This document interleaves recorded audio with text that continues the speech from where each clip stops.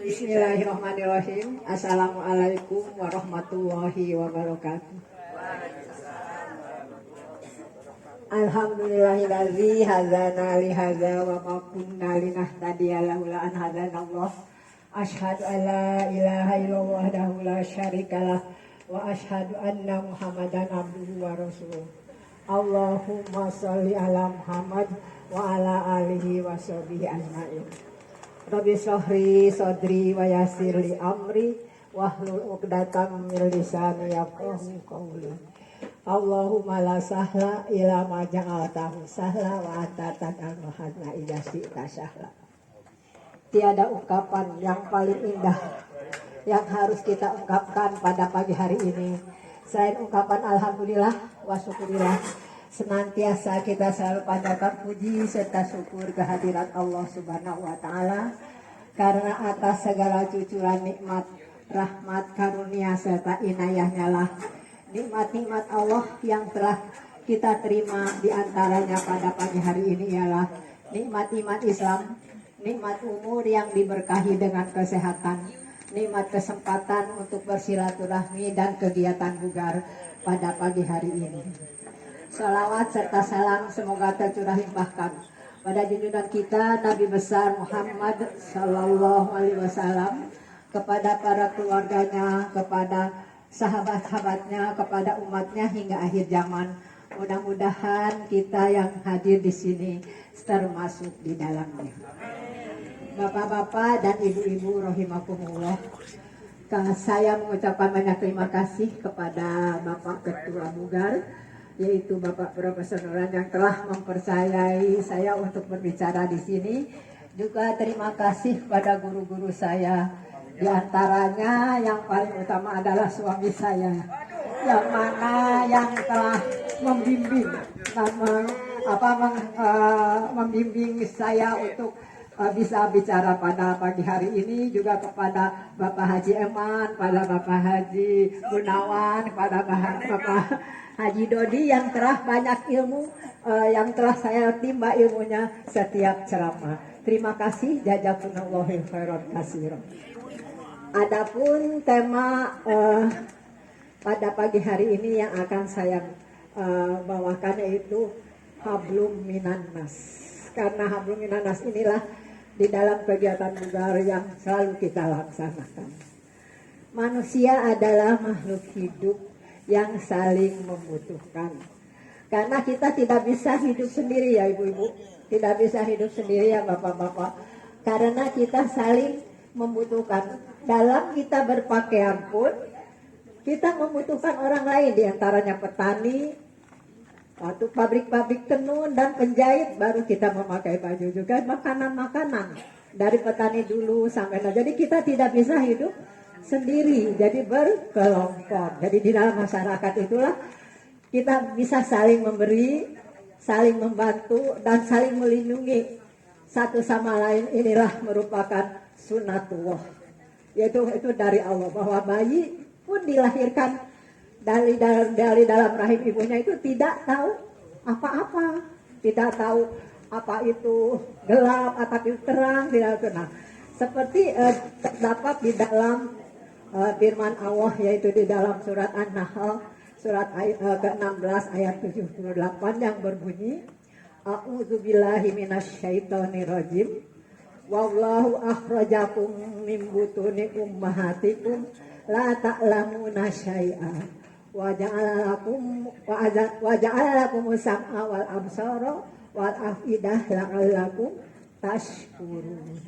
Yang artinya, dan Allah mengeluarkan kamu dari perut ibumu dalam keadaan tidak mengetahui sesuatu apapun, dan Dia memberimu pendengaran, penglihatan, dan hati nurani agar kamu bersyukur. Nah, jadi sejak seorang bayi itu juga dirangsang hingga dia tumbuh anak-anak, hingga dia tumbuh dewasa. Yang berlanjut di sini itu hanya dipengaruhi, tidak hanya dipengaruhi, tetapi manusia itu juga mempengaruhi lingkungannya.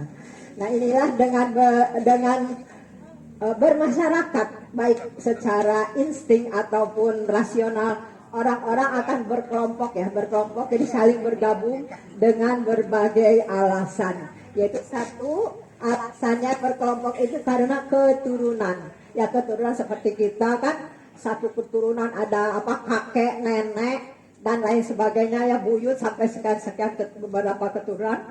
Nah juga ada keyakinan jelas ya, keyakinan beragama, ada agama Nasrani, ada agama Islam, sekali kita bergabung bersama. Juga ada profesi, jadi kita mungkin sebagai guru besar, sebagai dosen atau sebagai ustadz yang berkelompok untuk bermasyarakat. Juga orang berkumpul karena penghuni ya, seperti kita di sini menghuni komplek Pasirayung, berkumpul dalam kegiatan bugar setiap hari Minggu. Nah itu juga bermasyarakat hablum minanas yang Allah sarankan untuk kita semua. Nah ini di sini yaitu kita juga selain membentuk lingkungan kita di bersosialisasi, makhluk itu juga bertetangga. Karena secara fisik walaupun kita punya saudara sekaya apapun, orang yang pertama menolong kita adalah tetangga. Karena tetangga itulah kita juga harus dekat, jadi harus saling membantu dengan tetangga. Sebagaimana juga Allah memerintahkan orang-orang beriman agar mewujudkan kehidupan bertetangga yang damai dan harmonis. Indah ya Bu ya, perintah dari Allah itu. Indah ya Bapak-bapak, itu perintah dari Allah yang mana kita dianjurkan untuk mewujudkan kehidupan bertetangga yang damai dan harmonis. Seperti di dalam surat An-Nisa ya, ayat 36 berbunyi, A'udzubillahi minasyaitonirrajim. Wa'budullaha wa la tusyriku bihi syai'a wa bil walidaini ihsana wa bidzil qurba wal yatama wal masakini wal jari dzil qurba wal jari dzil junubi wasauhibi bil jambi wabni sabili wa ma malakat aymanukum. Innallaha la yuhibbu man kana mukhtalan fakhura. Yang artinya, dan sembahlah Allah dan jangan kamu menyekutukan Dia dengan sesuatu pun, dan berbuat baiklah kepada kedua orang tua, ibu, bapak, kerabat, anak-anak yatim, orang miskin, tetangga dekat dan tetangga jauh, teman sejawat, orang-orang yang sedang dalam perjalanan hamba saya. Sungguh Allah tidak menyukai orang-orang yang sombong dan berbangga hati. Nah disinilah ibu ayat tadi menarik untuk direnungkan. Ayat di atas ini di mana satu ayat ini yaitu Allah menganjurkan kita untuk mengabdi atau untuk berbakti kepadanya, juga untuk beribadah kepadanya. Juga di lain pihak juga dengan ayat itu Allah memerintahkan kita untuk berbuat kebaikan, yaitu kepada keluarganya, kepada sesamanya, dan kepada tetangganya. Sungguh ayat ini yang lengkap, di mana Allah itu memerintahkan tidak untuk beribadah kepadanya saja, tapi juga untuk kemudian kita untuk hablum minanas, tidak hanya hablum minallah. Nah disinilah indah-indahnya ayat Quran yang sebenarnya kita hablum minanas itu telah dianjurkan oleh Allah yang terdapat di dalam Al-Quran. Nah di sini perjalanan hamba saya serta orang-orangnya itu, yaitu di sini Allah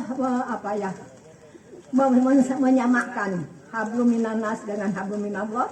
Di sini yaitu satu nafas. Jadi ini sama-sama hablum minanas sama hablum minallah itu adalah perintah dari Allah. Bukan buatan kita atau bukan pengarang-pengarang manusia yang mengarang, tetapi jelas hablum minanas itu adalah perintah dari Allah.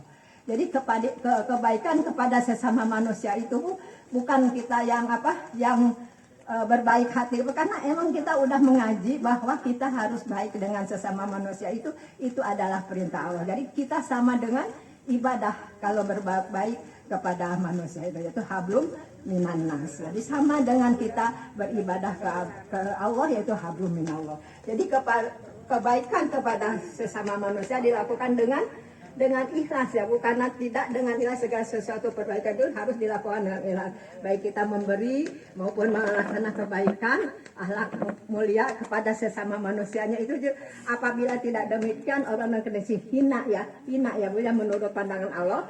sebagaimana firman-Nya dalam surat Ali Imran ayat 3 surat ketiga ayat 112. A'udzubillahi minasyaitonirrajim. Ini hanya penggalannya ya, Bu. Duribat alaihimul dzillatu aina masukifu illa bihablim minallah wa hablim minan nas. Yang artinya mereka diliputi kehinaan di mana saja mereka berada, kecuali jika mereka berpegang teguh kepada Allah dan perjanjian dengan manusia. Di sini perjanjian dengan manusia itu hablum minan nas. Nah, di sini yang Ibu ada penekanan dari Allah, ada suatu contoh kisah di mana ada seorang bangsawan pada waktu itu pemimpin dari itunya yaitu Umar ya, atau Utsman bin Khattab. Umar bin Khattab berkuasa pada waktu itu. Ada seorang saudagar kaya yang tiba-tiba membangun rumahnya di depan rumah yang golongan-golongan orang miskin. Dengan sendirinya orang miskin itu terhalang untuk keluar dari lingkungannya. Nah, orang miskin itu merasa ingin protes ke Khalifah Umar bin Khattab, karena didengar Umar bin Khattab itu adalah orang yang paling bijaksana, paling baik, paling benar. Ceritanya, pergi saja orang-orang yang miskin itu menghadap Umar bin Khattab. Pas dia datang ke sana mengadu segala keluhannya bahwa dia itu disuruh mengambil tulang belulang dari tempat sampah. Ini kayak gimana ya, saya berusul katanya untuk untuk protes untuk ke inian orang kaya itu, untuk keadilan, menuntut keadilan. Tapi kenapa dia sama Umar bin Khattab itu disuruh mengambil tulang belulang dari tempat sampah? Ambillah itu tulang belulang, bawa ke sini. Nah, dia ditulislah di dalam tulang belulang itu lafaz Allah, lafaz Allah dengan tulisannya, ini bawa tulang ini ke saudagar kaya itu. Nah, si miskin itu dengan keheranan apa? Dia dalam perjalanan itu keheranan, kenapa saya menuntut keadilan kok hanya diberi sebuah tulang yang ditulisi dengan lafaz Allah. Nah, cerita singkatnya, sampai saja mereka itu menghadap saudagar kaya itu. Nah, dikasihkannya tulang itu. Karena dia beriman, dia langsung astagfirullahaladzim. Sadar bahwa dia itu telah mengganggu tetangganya. Karena dia tidak bisa keluar walaupun dia orang miskin. Nah, di sini gambaran bagi kita, sekaya apapun, sebanyak apapun harta yang kita miliki, dia melihat tulisan di tulang itu Allah, kelak kita akan menghadap keharibaan Allah. Disinilah kebesaran Allah, kebijakan Allah, jadi bisa menggugah. Tapi kalau kitanya punya iman, mungkin kalau dianya tidak punya iman, nah duit orang paribasanya ya, tanah orangnya. Dengan sehingga langsung saja itu dibongkar, dikasih jalan dan meminta maaf. Indah ya, indah agama Islam itu sebenarnya. Hanya kita yang suka mempersulit karena kita ada sifat egois dan hawa nafsu. Hawa nafsu itu adalah setan. Nah, itulah yang yang suka menghambat kita, manusia yang bersulit. Sebenarnya indah hanya itu. Nah, itulah kita bertetangga di sini Allah menganjurkan. Nah, jadi kita berbuat baik, karena salah satu yang menghambat kita nanti kelak di akhirat, yang menghambat kita masuk surga adalah tetangga. Nah, di sini ya, karena di sini ada hadis yang menyatakan bahwa yang diriwayatkan oleh Bukhari Muslim ya Pak Eman, barang siapa yang beriman kepada Allah dan hari akhir, jangan sekali-kali menyakiti hati tetangganya. Ini hadis, bukan karangan saya sendiri, bukan karangan yang buku-buku. Nah, itulah indahnya tetangga. Ini juga seperti yang ada potongan-potongan ayat di dalam surat Al-Isra ya, bahwa kita itu berbuat baik itu bukan untuk orang lain, tapi untuk kita sendiri ya Bu, untuk kita sendiri. Nah itulah jadi kita berbuat baik itu bukan untuk kita sendiri. Nah di sini di dalam surat Al-Isra ada yang berbunyi penggalan ininya ya, penggalan apanya? Penggalan ayatnya. In ahsantum li'an usikum. Jadi kita tuh berbuat baik itu bukan untuk orang lain, untuk diri kita sendiri ya. Misalnya kita buat jahat untuk diri sendiri. Misalnya Bapak berbohong kepada istri, bukan berbohong kepada istri. Bapak sebenarnya berbohong kepada diri sendiri. Atau ibu juga berbohong kepada suami. Ibu juga bukan berbohong kepada suami, tapi berbohong kepada diri sendiri. Nah itu ini gambaran. Nah di sini juga ada cerita ya, ada kisah, mungkin ini udah 10 menit ya, tapi lebih ada cerita sedikit lagi ya. Bapak-bapak, mohon sebentar ibu-ibu. Di dalam kisah berbuat baik kepada orang lain, ada kisah seorang nyonya kaya. Dia itu bawa mobil mogok di jalan. Nah, setelah nyetop, udah nggak ada yang mau berhenti, terus aja nggak ada yang mau berhenti. Waktu udah senja, udah sore. Ada seseorang yang tiba-tiba berhenti menanya, Bu mau kemana? Nyonya mau kemana? Tapi mobilnya teh jelek Bu, jelek, terus supirnya juga biasa-biasa, gondrong gitu mungkin. Nah, terus nawarin, tapi dia tuh pas belum ditawarin tuh mau ke sana, tapi di dalam hati si nyonya kaya itu sudah suudon ya Bu. Sudah suudon. Aduh, barangkali dia tahu bahwa saya kaya. Jadi disangkanya nanti di tengah jalan mau diapar gitu. Ya dibegal. Sudah. Tapi karena sudah senja, dia menjelang malam, ya naik saja. Naik, ceritanya pendek ya Bu ya, sampai aja tujuan. Nah, pas di tujuan, dia turun. Mas, berapa ongkosnya? Karena si pemuda itu ikhlas ya ngasih. Mas, berapa? Oh, tidak usah, nyonya. Tidak usah, kan saya numpang dari sana jauh ke sini. Tidak usah. Saya bayarnya oleh nyonya. Berbaiklah nyonya kepada setiap orang. Jadi dia menginginkan bayarnya dengan kebaikan nyonya itu kepada setiap orang. Nah, dia ikhlas tidak menerima uang. Padahal oleh nyonya itu udah disangka jelek bahwa dia akan membegal ada apa-apa gitu. Tapi ternyata tidak. Ya dia sembari merenung, dia masuklah ke kedai kopi, minumlah dia di situ. Ada seorang pelayan itu lagi hamil, kelihatannya lelah sekali. Nah udah gitu ditanya, kenapa masih kerja lelah-lelah? Oh, saya lagi mengumpulkan uang untuk melahirkan bayi ini. Nah terus saja singkat cerita, minum lah, terus dikasih bil kan, bayar ke itu ya. Terus pergilah membayarkan pelayan itu. Pas balik lagi ke situ, si nyonya itu sudah tidak ada, hanya ada tulisan di situ. Tulisannya apa? Ambillah uang kembaliannya untuk kamu. Ambillah. Pas diangkat lagi si tulisan itu, ada lagi suatu amplop, ini hadiah untuk bayi kamu. Nah dengan sendirinya dibuka, tahunya isinya berapa? 6 kali gaji dia. Betapa senangnya yang pelayan itu. Terus dia izin pulang ke bosnya atau ke majikannya, pulang karena rasa gembira. Pulanglah dia ke rumahnya. Ya suaminya heran, kenapa pulang belum waktunya sudah pulang. Nah, terus cerita aja begini bahasa. Nah ibu, ternyata siapa Bu suaminya itu?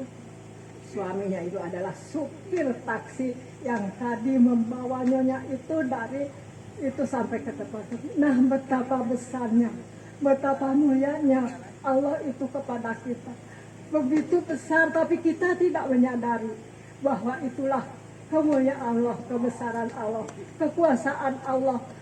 Walaupun kita berbuat baik, tidak di dunia nanti dibalas oleh Allah di akhirat, tidak terasa oleh kita sendiri, nanti oleh anak cucu kita. Jadi berbuat baiklah, kita ikhlas, berbuat baiklah dengan sesama manusia dengan ikhlas lillahi ta'ala. Setiap langkah kita berdoalah, kita berniatlah lillahi ta'ala. Kita memberi 1 rupiah pun lillahi ta'ala. Kita bersedekah sebenarnya bukan untuk orang lain, tapi untuk diri kita sendiri.